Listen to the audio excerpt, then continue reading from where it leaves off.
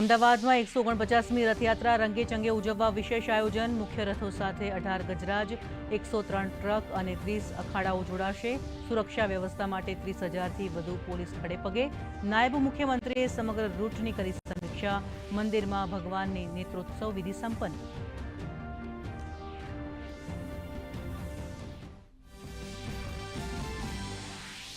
Dholera international airport 3 થી 4 મહિનામાં કરાશે શરૂ। એરપોર્ટનું 80% કાર્ય પૂર્ણ। કેન્દ્રીય નાગરિક ઉડ્ડયન મંત્રીએ કહ્યું, એરપોર્ટ કોરિડોર સહિત મલ્ટી મોડેલ કનેક્ટિવિટી મળતા ધોલેરા બનશે નવું ઔદ્યોગિક હબ।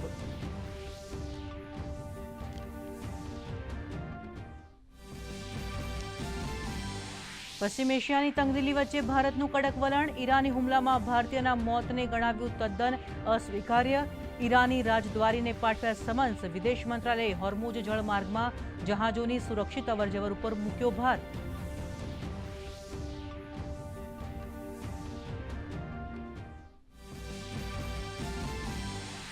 સતત ત્રીજા દિવસે અમેરિકાનો ઈરાન ઉપર બોમ્બમારો। અનેક સૈન્ય ઠેકાણાઓ પર નિશાન।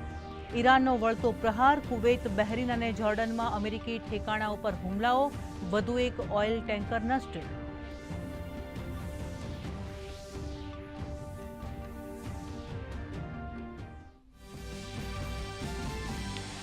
ભારત અને બ્રિટન વચ્ચે આવતીકાલથી મુક્ત વેપાર કરાર લાગુ। 99% ભારતીય ઉત્પાદનોને બ્રિટનમાં ડ્યુટી ફ્રી પ્રવેશ।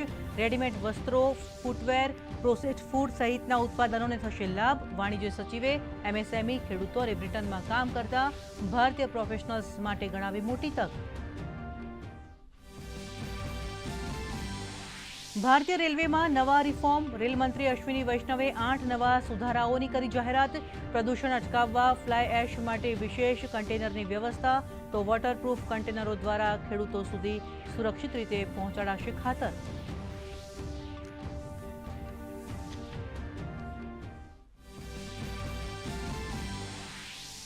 રાજ્યમાં ચોમાસાની ગતિ ધીમી પડતા ખેડૂતો ચિંતામાં। ચાલુ વર્ષે સરેરાશ કરતા 25% વરસાદની ઘટ।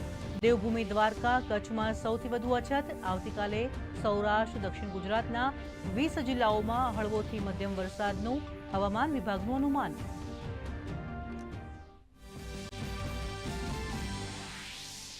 વીસ વર્ષ પછી ફિફા વર્લ્ડ કપમાં આજે યુરોપની 2 મહાશક્તિઓ સ્પેન અને ફ્રાન્સ વચ્ચે મુકાબલો।